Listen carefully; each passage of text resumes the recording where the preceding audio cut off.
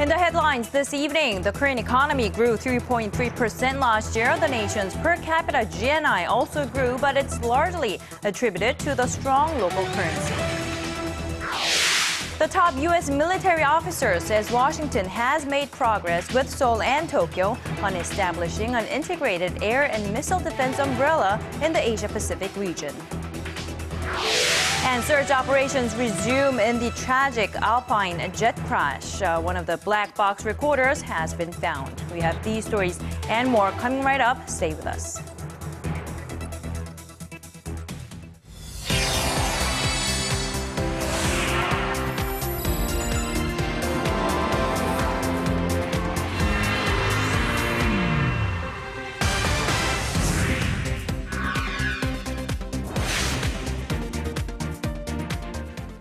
Very glad to have you with us. You're watching Early Edition at 6. I'm Laah Hyun-kyung in Seoul. And I'm Daniel Choy. Thank you for joining us. Well, Korea's gross national income per capita rose to over $28,000 last year. Well, that boosted expectations for the economy to reach the $30,000 mark this year. Well, but analysts say it won't be an easy task. Our Hwang Ji-hye explains why. Despite Korea's sluggish pace of recovery, the gross national income per capita last year jumped around 7.5% to more than $28,000. The Bank of Korea says the rise is largely a result of the strong Korean won, which rose by nearly 4% against the greenback last year rather than an actual increase in the country's purchasing power. And that is why many express skepticism that the gross national income will top the 30,000 mark this year. With the U.S. Federal Reserve widely expected to raise its key rate in the coming months, the Korean won is likely to weaken against the dollar that will eventually shrink the gross national income. The Korean economy expanded 3.3% over the last year, a slight improvement from 2013 when it only expanded by 2.9%. But by quarter, the economy is on a downward spiral, with fourth quarter growth marking the slowest pace since the first quarter of 2009 when the country was hit by the global financial crisis.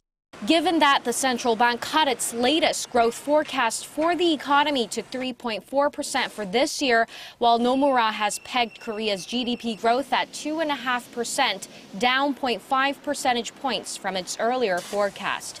Hwang Ji-hye, Arirang News. President Park Geunhye, who's been pushing to reform the labor market, says change is no longer a choice but part of a survival strategy. Meeting with representatives of 100 businesses that led initiatives to create jobs last year, she offered praise for their efforts to compromise with unions and expand flex time. President Park stressed that job creation is the country's top priority, adding that a favorable environment for employment will help Korea make a leap forward. While the businesses also hired more students balancing work and school, the president vowed to also invest in the service sector, where many jobs are sought by young people. Amid ongoing controversy surrounding pension plan reforms for public servants, the main opposition party proposed its own reform plan on Wednesday. The New Politics Alliance for Democracy said their idea could save the government budget of some $290 billion by lowering pension amounts for high-ranking officials, while some 84% of civil servants, mostly low and medium-ranking officials, will retain current levels of pension. The ruling Saenuri Party criticized the plan, calling it vague, as the proposal only suggests a range of figures, not specific figures, for key numbers like contribution rates. Public servant unions immediately opposed the newly proposed plan, saying it will cost civil servants too much. In other news, North Korea says the U.S. fabricated the story of North Korea sinking a South Korean warship named Cheonan because it wanted to expand American influence in Northeast Asia. Pyongyang's military unit issued a statement at the truce village of Panmunjom. Here's a direct quote. It says, "The incident was orchestrated by the U.S. out of its intention to maintain control of South Korea and Japan." The accusation comes just a day ahead of the 5th anniversary of the sinking of Cheonan. An international probe had concluded that the vessel was hit by a torpedo from a North Korean submarine. but Pyongyang denies any involvement in the incident. The United States is pushing to strengthen its trilateral cooperation with South Korea and Japan in terms of missile defense. This as Martin Dempsey, the chairman of the U.S. Joint Chiefs of Staff, is set to arrive in Seoul on Thursday after wrapping up his stay in Tokyo.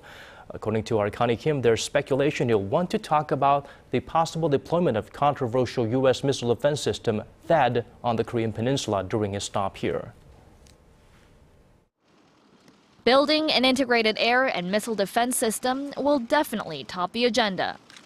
Embarking on his trip to Korea and Japan on Tuesday, General Martin Dempsey said the U.S. is making progress on an integrated air and missile umbrella defense system with Seoul and Tokyo. Dempsey did not elaborate further, but his trip is seen as a push for missile defense cooperation between Seoul, Washington, and Tokyo. But this backdrop is raising questions whether or not the talks will cover the deployment of the Terminal High Altitude Area Defense, or the so-called THAAD, to South Korea. Earlier this week, a senior U.S. official indicated that THAAD would be on the agenda when Dempsey meets his counterpart, Cheon-hee, on Friday. Seoul, however, dismissed such claims, saying it's not on its official agenda. The American missile defense system is highly controversial. Washington says a deployment of THAAD on Korean soil is crucial for regional peace, while other nations, namely China and Russia, strongly opposes against the idea, saying it threatens their national security.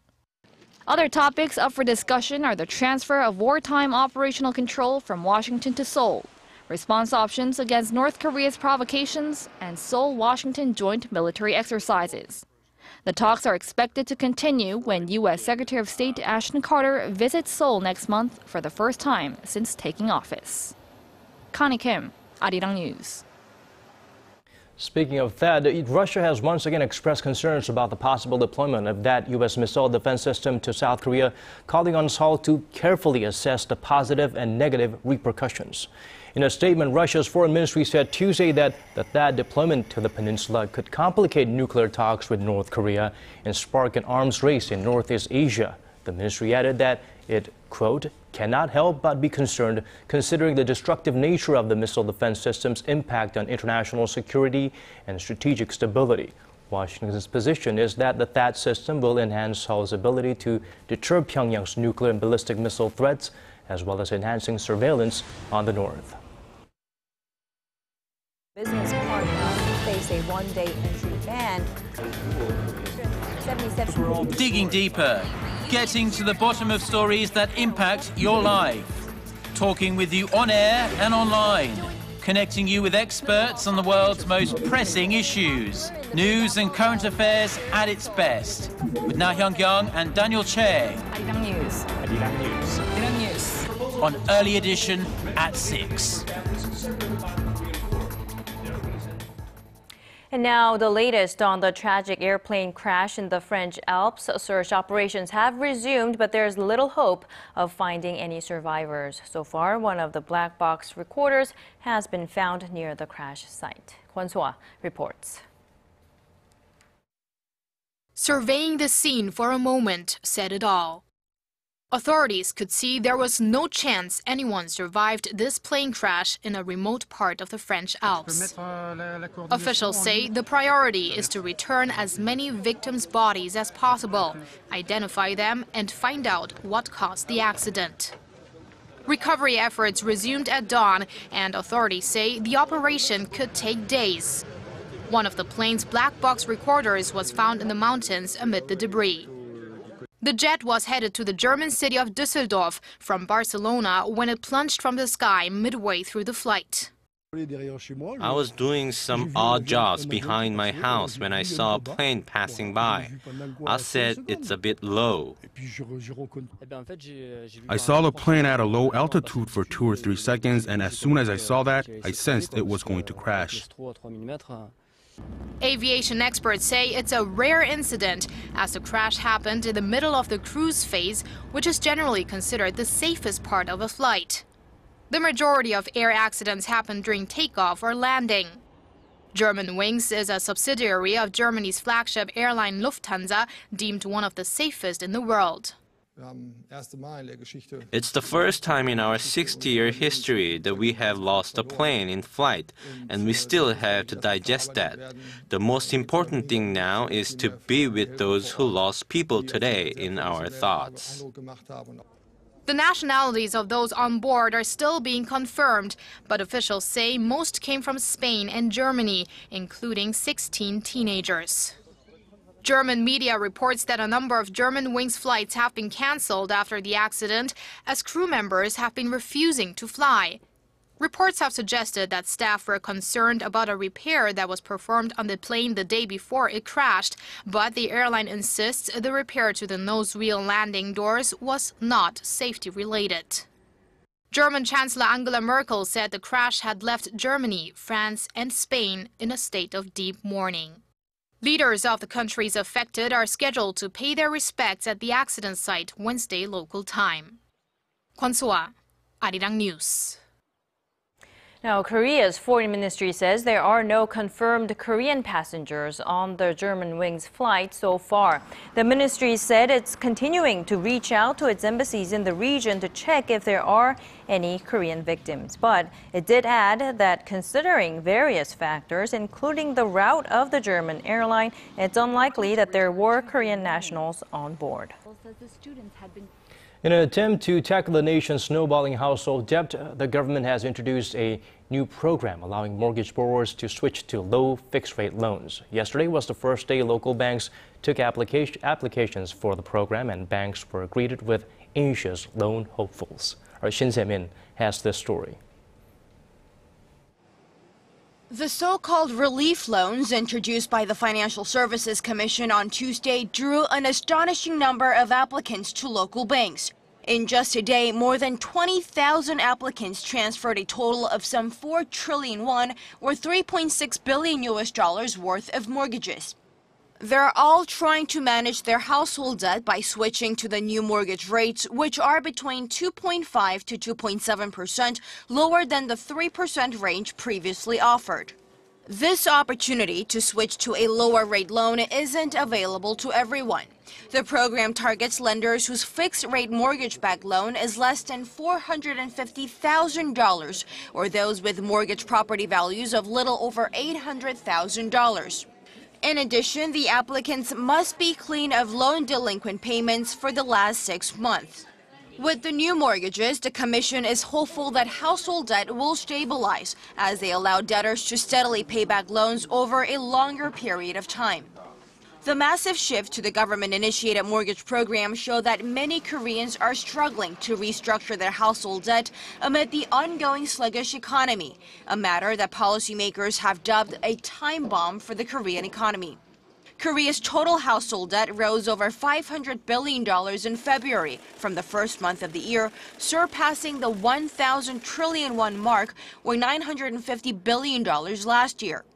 Experts say challenges still linger as to how the government can strike a balance between containing the ballooning household debt and reviving the domestic economy by fueling consumer spending.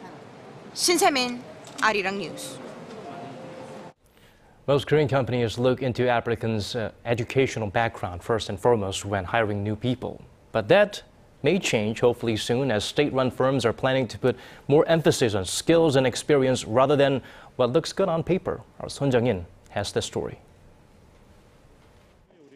Yang Jae-hoon was hired at the Korea Cadastral Survey Corporation last June after 2 failed trials. His 2 years of working in the company's internship program and 3 job-related licenses were not enough to get the job because of his low English scores. But after the company adopted the employment system introduced by the government, his efforts were finally rewarded.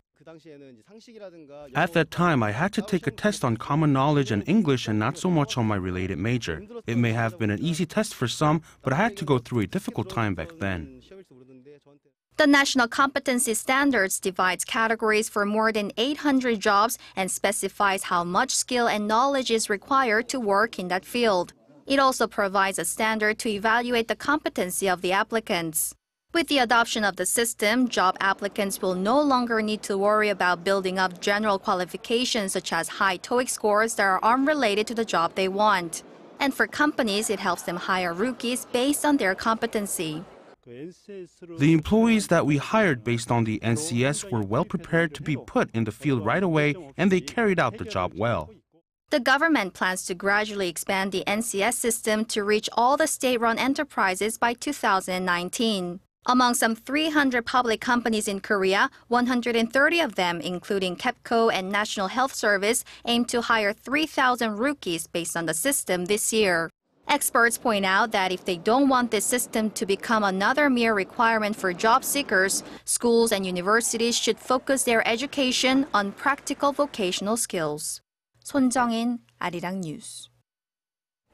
Samsung Electronics is cozying up with Microsoft, seemingly putting their past legal disputes behind. They've forged a deal to pre-install Microsoft services on Samsung's Android-based mobile devices. Our Kim Young-gil tells us about what may have motivated the two tech heavyweights. U.S. software king Microsoft and Korea's tech giant Samsung, once competitors, have now made a deal to cooperate with each other. Samsung's upcoming Galaxy S6 series will come preloaded with Microsoft-built applications, ranging from flagship software like Microsoft Word to the note-taking application OneNote. The change will give Android users a broader selection of choices. So what's behind this deal? Currently, Google controls the Android operating system, and Microsoft will now be able to get a foot in the door with Samsung's deal.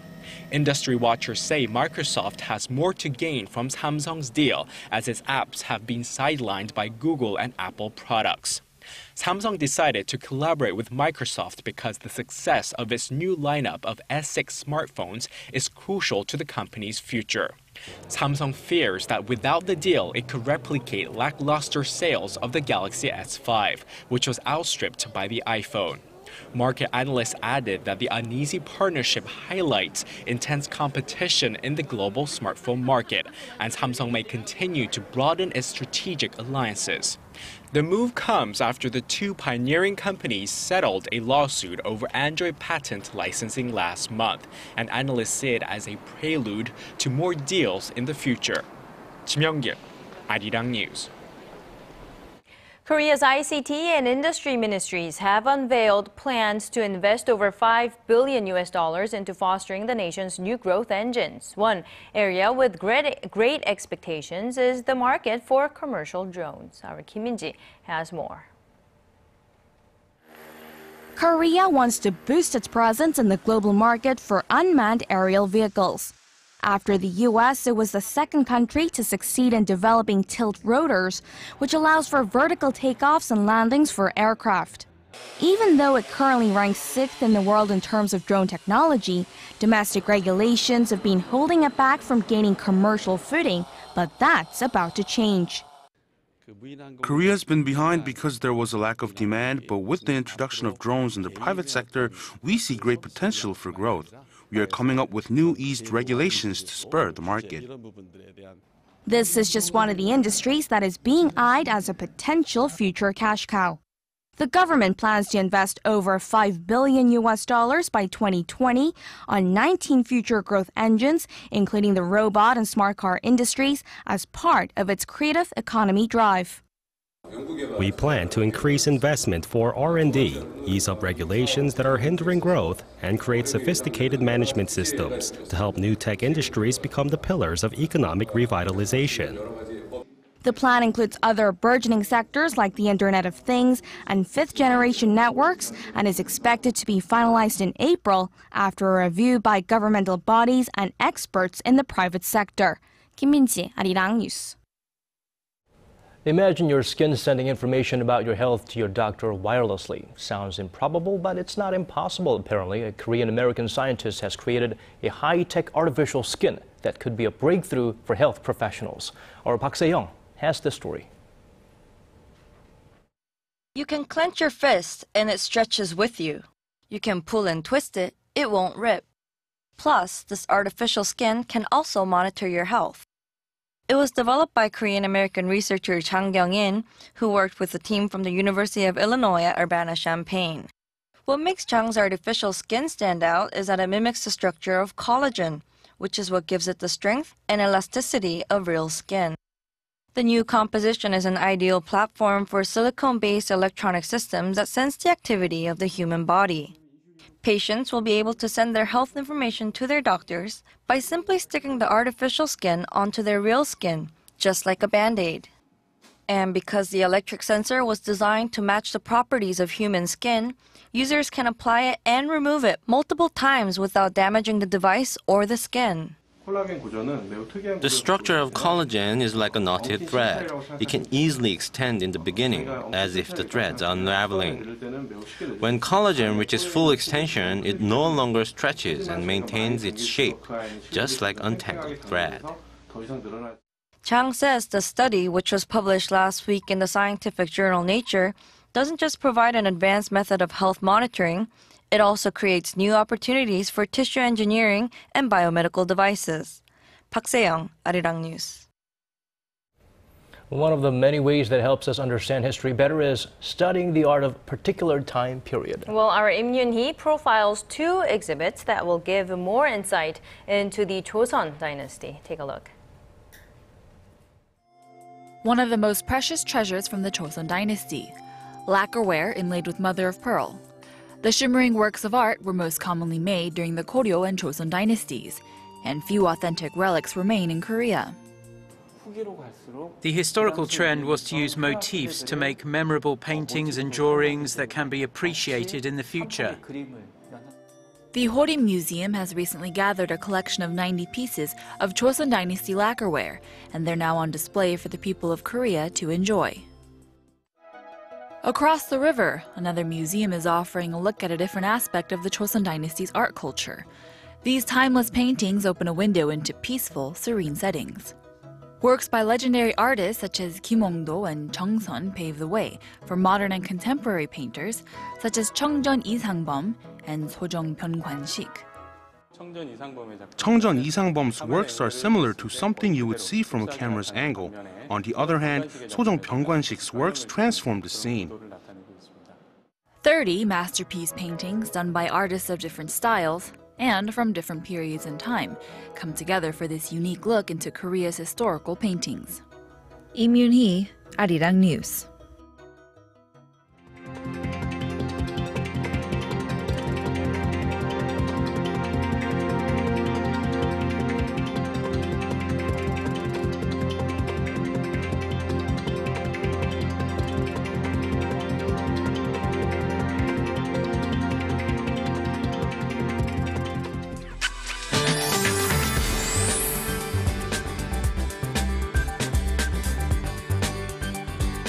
Well, today we have a lot of numbers for weather. 188 cases of fire reported this month alone, and apparently we haven't seen that much fire since in 35 years. Well, dry weather conditions are largely being blamed. For details, let's go over to our Michelle Park, who's standing by at the Weather Center. Michelle. Good evening, guys. In fact, the dry weather advisory has been enhanced and turned into warnings in some places, including Seoul. Now, humidity in these regions is currently below 20%, so keep an eye on any campfire or barbecue sparks. Now, it's going to be a sunny day tomorrow, which is going to continue throughout the rest of this week, and rain is also in the forecast on Sunday, but only in Gangwon province and the surrounding areas, and milder temperatures are also expected for tomorrow. Now, however, we will likely see more than 10-degree drop in temperatures tonight, so make sure to wear an extra sweater or a jacket to stay warm. Now, with that in mind, let's have a look at the readings for tomorrow. So we'll start off the Thursday morning at 2 degrees and get up to 16 in the afternoon, while Daegu and Busan will top to 19 and 16. Moving over to other regions, Jeju Island gets up to 15, Dokdo hits to 14, while Mount Kumgang hits 7. Well, that's all for now, Michelle Park, and I hope you have a wonderful evening.